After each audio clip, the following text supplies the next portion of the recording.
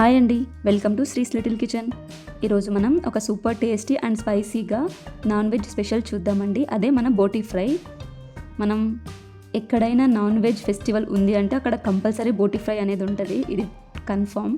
So అంత ఇష్టం అనమాట బోటీ ఫ్రై అందరికీ. సో ఇది మా అమ్మ స్టైల్, మా ఇంట్లో చేసేదండి. ఒకసారి వీడియో మొత్తం చూడండి, మీకు నచ్చితే ఒకసారి ట్రై చేసి ఎలా వచ్చిందో నాకు కమెంట్ చేయండి.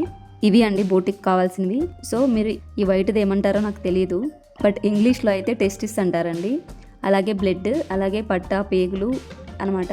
ఫస్ట్ ఈ పట్టా పేగుల్ని బాగా నీట్గా క్లీన్ చేసుకొని బాయిల్ చేసుకుందామండి. ఇందులో మేము కొంచెం సాఫ్ట్ మీట్ కూడా వేసి బాయిల్ చేసుకున్నాము. సో వాటిని బాయిల్ చేసుకొని పక్కన పెట్టుకుందాం. ఈ పట్టా పేగుల్ని ఒకటే బాయిల్ చేసుకోవాలండి. మిగతా 2 బ్లడ్ ఇంకొక టెస్టిస్ ఉంది కదండి, వాటిని బాయిల్ చేయాల్సిన అవసరం లేదు.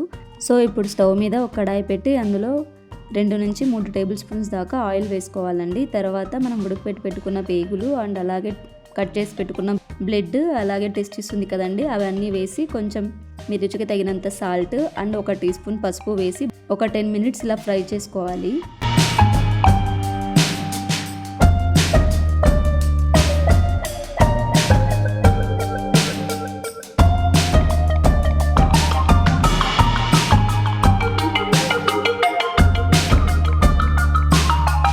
అలా ఒక 5 మినిట్స్ ఫ్రై చేసి ఒక 2 మినిట్స్ పక్కన పెట్టుకొని ఇప్పుడు ఒక మసాలా ప్రిపేర్ చేసుకుందామండి.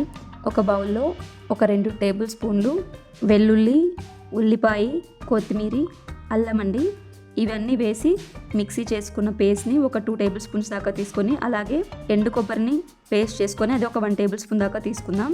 అందులో ఒక 2 టేబుల్ స్పూన్స్ కారం, 1 టేబుల్ స్పూన్ ధనియాల పొడి వేసి బాగా మిక్స్ చేసుకుందామండి. ఇప్పుడు మనం మిక్స్ చేసి పెట్టుకున్న మసాలాని ఇందులో వేసి బాగా ఫ్రై చేసుకోవాలండి. అలాగే కొద్దిగా వాటర్ వేసి బాగా మిక్స్ చేసుకొని మూత పెట్టి బాయిల్ చేసుకుందామండి.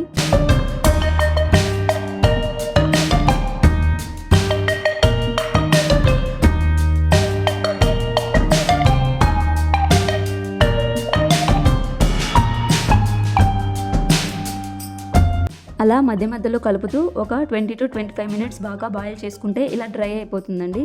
నీళ్ళన్నీ ఎగిరిపోయే వరకు బాగా కుక్ చేసుకోవాలి.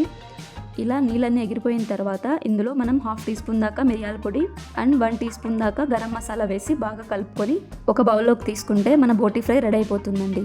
ఫైనల్గా అందులో కొంచెం కొత్తిమీర వేసుకుంటే మన స్పైసీ బోటీ ఫ్రై రెడీ అయిపోతుందండి. ఇది మా అమ్మ స్టైలు. ఒకసారి ట్రై చేసి ఎలా వచ్చిందో కమెంట్ బాక్స్లో కమెంట్ చేయండి. వీడియో మొత్తం చూసి మీకు నచ్చితే ప్లీజ్ అండి లైక్ చేసి నా ఛానల్ని సబ్స్క్రైబ్ చేసుకోండి.